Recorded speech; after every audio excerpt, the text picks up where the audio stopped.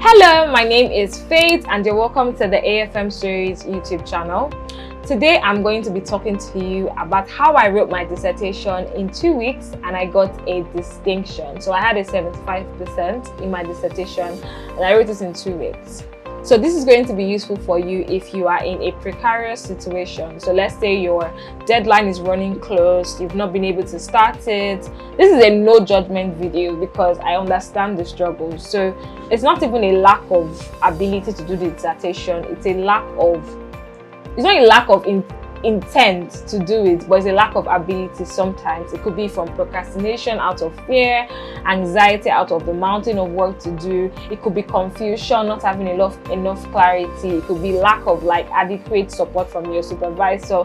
There's so many issues that can make you get to a point where you have to do your dissertation in a short period of time. Obviously, if you still have time, I advise that you start working on it. But if you have 2 weeks, then this video should still help you. Also, before I proceed, please subscribe to my YouTube channel. I have so many videos on study abroad, scholarships, and academic success. Alright, let's get into the video. So, a bit backstory. It was not like I had only 2 weeks to do my dissertation. It was just simply that I was fearful of doing the dissertation. So, the semester before my dissertation, I had all A's. So, 80s, 75s. And instead of that to inspire me to want to do well in my dissertation, it feared me. It made me so scared. It feared me. It scared me. It made me so scared of the dissertation that I wasn't able to start. I was like, can I get this kind of score? Can I do it good enough? Can I do it? And every time I tried to do it, it just felt like I was so in my head too. I kept procrastinating from May, June, July till I got to 2 weeks, August, September, till I got to 2 weeks and I was like, okay, Faith, you have to do this. There's no way out of this, So anyways, if you're in this situation, this is what you should do. So the first thing you should do actually is to choose a topic you have experience in. So for me, what I did was I chose a topic I had experience with. So because I did something that I was familiar with, so the theories, the research evidence, the insights, the formats, I had done it across different courses, right? So some of the theories I'd used in different courses for maybe different pieces of evidence. So maybe I'd use them for a different company, a different country. I was able to glean from that structure and apply it to my project. So I already knew a lot about the research about that theory.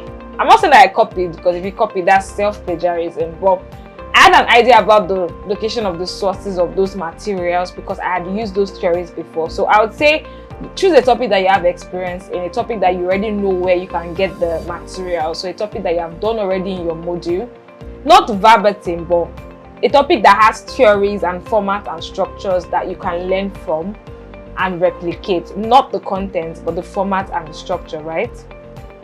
So, and really the point of your dissertation is for it to be a accumulation of everything you've learned. So it's very possible that all of the things you've learned before, applying them to your dissertation is still fine, right? Next thing is to get an accountability partner. One of my biggest mistakes was I should have worked with a friend who was also doing a dissertation. So we could have set specific times to maybe work on our dissertation. So I know of friends that maybe we're struggling with procrastination. Obviously, don't do it with somebody that has procrastination issues, anxiety issues. Do it with somebody that is typically more organized and more structured than you. It doesn't even have to be in your department. It can be in a different department. Just let that person walk side by side as you. A lot of students, obviously, will still be working on their dissertation, working on it, trying to make it better. So going and resuming every day with somebody or letting that person be around you would be very useful to prevent you from procrastinating further. So I literally lived with my friend in that moment because I knew that I couldn't trust myself to be by myself. So my friend had to be around me saying, okay, Faith, bring your phone. We have to work on this now and all of that. And, oh, what are you worried about? Talk me through. What are you scared about? Do this. So accountability partner is very useful.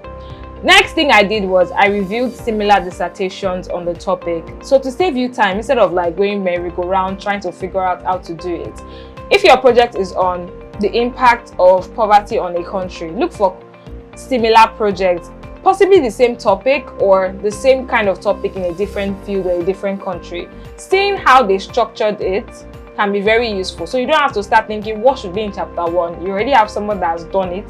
You can just follow their format, not their content. I keep saying format. So like if they in their chapter 1 they did like history of this, types of this, as long as it's not the exact same topic, following that structure can make your own straightforward and easier. So one thing I did was I reviewed a lot of similar dissertations. Typing on Google is a very good place to start. You can also review like academic materials on that topic. Just seeing what people are already researching makes life easier because you don't have time to research and form your own structure. You just want to follow something that is already working and run with it, right? Also have dissertation templates that are like your own. A lot of schools have dissertation templates. You can just check your school dissertation structure. Just follow a clear structure. Avoid that phase of what will be in chapter 1, what will be in chapter 2. Just use tested and trusted structure. This is not the time to be innovative. Like, we're not trying to get 80 here or 85 or 89 or 90. You're just trying to ensure that you can pass and pass well to the best of what you can do, really.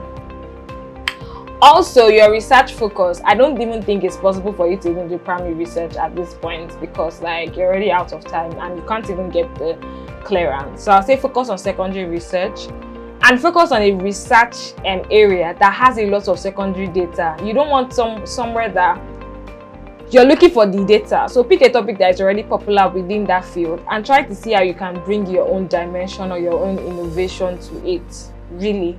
There's no time to be looking for something that was not there before. Look for something that already has a lot of resources because really academic research and academic work is really about researching, gathering a lot of information and then creating new insights from it that is very valuable to like the field. So getting something that has a lot of resources is not really a bad idea. It's just about how you can bring a new spin to it, literally. Use books on writing a dissertation, but use books that are very straightforward. You don't have the time to read too much books. So one book I recommend for you is, if you're a business student, is the Business Research Methods for Students.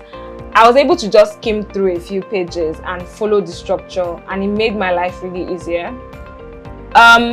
Also, gain ideas from other people. So try to read a lot of blogs on the topic because the point of academic research is you want to come about a new innovation. So if you can read things, not academic research, so you want to read non-academic insights and see how you can spin that academically in your work. So you don't have time to think too much because you have just 2 weeks. You want to be able to shorten the thinking time. So check a lot of blogs, watch a lot of YouTube videos, speak to past students, speak to professionals, ask them what are your problems in the field, what are the issues. From those conversations, you can come up with ideas and innovative spins to the project, right? I'm not saying they should sit down with you and work on a project with you, no. But speak to people to brainstorm with them about how you can go about it. Also, you can also start with what you were taught in class. So your lecture materials, lecture slides, reading lists, you can start with those materials. Check their references and see how they can help you to find further research. You don't have the time to do a search from scratch. So in terms of finding these resources, your classwork is a good place to start. They're not going to fail you from using some of your class resources, as long as you can add a few others. And the best way to do this is find those resources, go to their reference list, and then pick a few from there, like that, really. Also, your literature review is the longest, right? So ensure that that's even where you need to spend a lot of time. So you can spend a lot of days on that. The tip I just gave you now is very useful for your literature review. Instead of trying to find too many research articles, like I said, identify some of the things you were given in class and then check their references and use that to search, so that you don't just search off points and off key.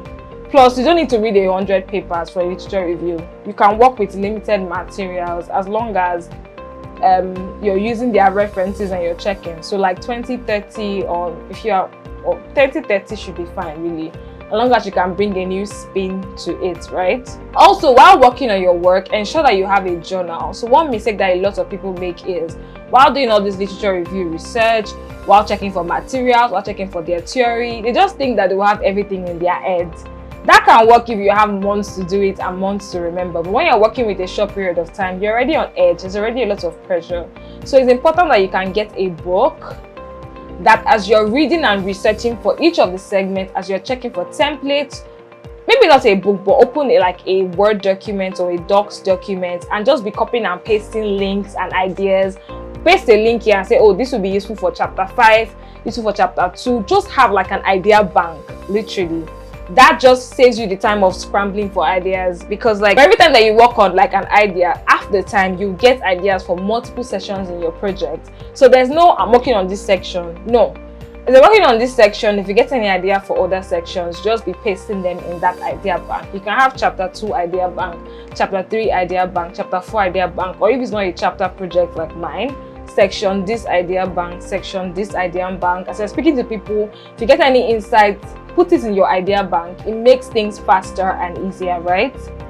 Also do your referencing as you go.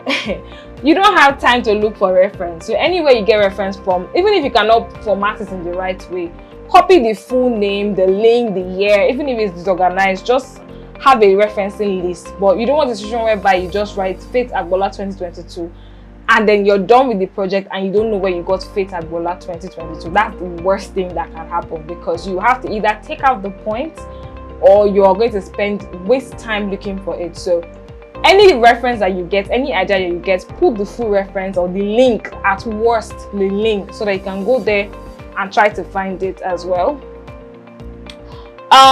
Brainstorm with other people, like I already said. Speak with people, professionals, just about the idea of it. Try to glean as much as you can, really.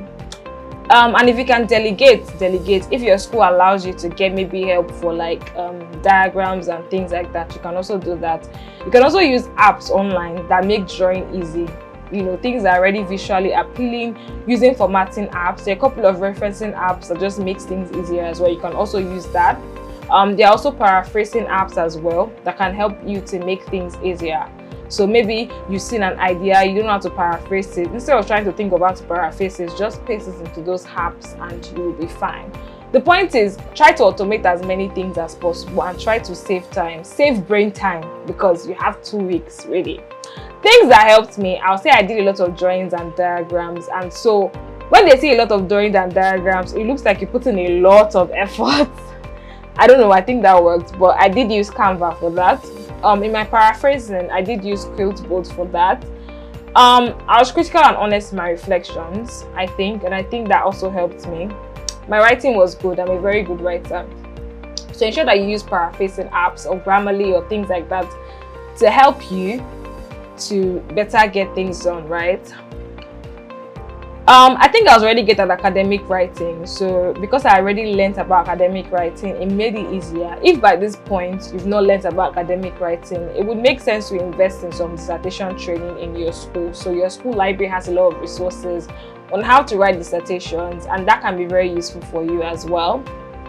I had done most of it before, like I said, so it was just like I was doing what I had done before in a different way, so it made it easier. So I did a business plan. And in different modules, we had done different aspects of a business plan. So from industry analysis to marketing strategy to financials, different things. We had done them across industries, to SWOT analysis, person analysis. So it was like all my different assignments were giving me insights on how to. So each section, I wasn't trying to figure it out, because at this point, there's limited supervisor support, because you don't even want them to know that you've not done most of it. You want to because they will mark it, and if you give them the vibe that you're just starting, so I already had previous knowledge already, and I used a lot of templates online, so I had enough insights to do it in 2 weeks, right? As opposed to just sitting down and trying to do it like a regular student. Everything is bootstrapped, everything is turbocharged. That's what I'm trying to say, right? So yeah, I hope that this really helps you, and if you have any further question on this, please drop it in the comment section. If you do need tutoring on this, so you want someone to talk about this with, guide you on this, check the link in the description box below, or visit www.afmstories.com/academics, and I think that would help you. Alright, if you found this useful, like, share, comment, and I'll see you in the next video. Bye.